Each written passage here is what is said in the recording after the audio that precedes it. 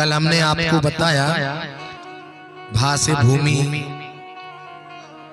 गा से गगन, बा से वायु, ता से तारने वाली, ये भागवत है। कल हमने बताया संयम, आयुर्वेद की रचयिता धुंधकारी गौकर्ण। आज बताया नियम संयम, महाभारत की कथा, कुंती मैया के विषय में आपको जानकारी दी।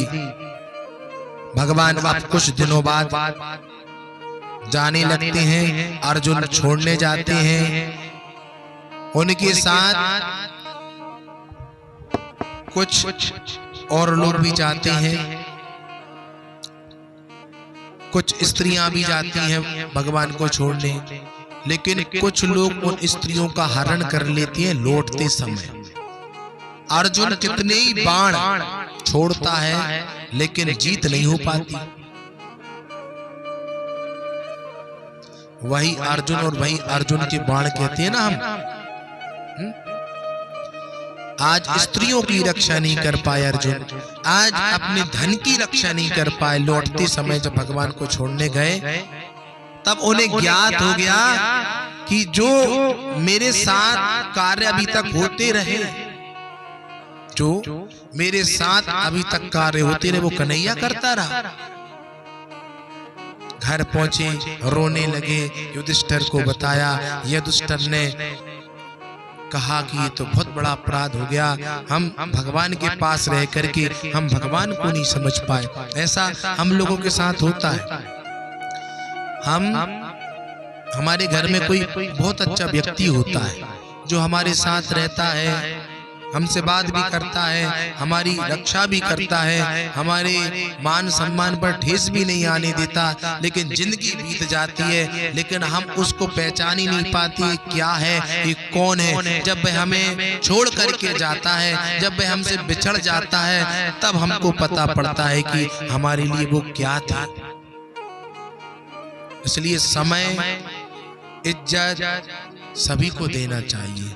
हम समय के प्रभाव से बोलते हैं, समय बुलवाता है, हम किसी का तिरस्कार कर देते हैं, हम बड़ी सभा में किसी को डांट देते हैं, किसी को मार देते हैं, किसी को पीट देते हैं, कालर ऊंची करते हैं, अपमान कर देते हैं। वो आप स्वयं नहीं करते, आपका समय करवाता है। मैं कहूं कि मेरे साथ इतने लोग हैं, ये मेरा अभिमान है। अरे मेरे समय के साथ है, समय बलवान होता है, इंसान बलवान नहीं होता।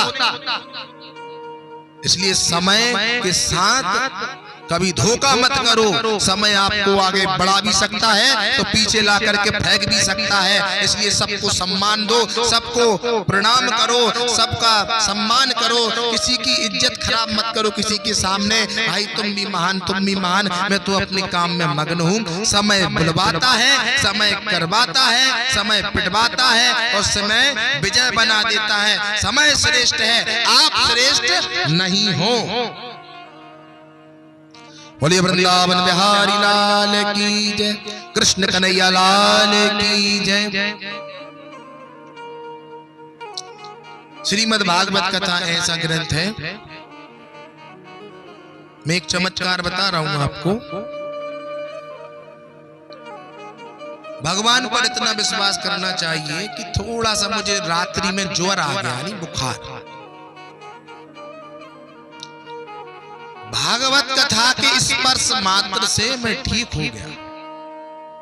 स्पर्श मात्र से ये विश्वास होना चाहिए। विश्वास आगे बढ़ाता है, विश्वास सब कराता है, सब करता है। विश्वास नहीं है तो सब बेकार है आपके जीवन में।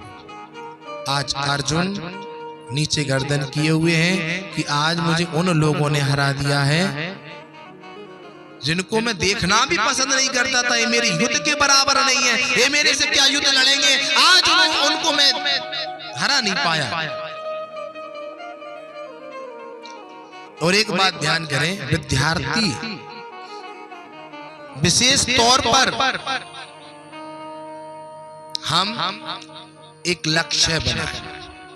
क्या बनाए? लक्ष्य। लक्ष्य सभी बनाते हैं लेकिन सभी के लक्ष्य अलग अलग होते हैं। द्रोणाचार्य ने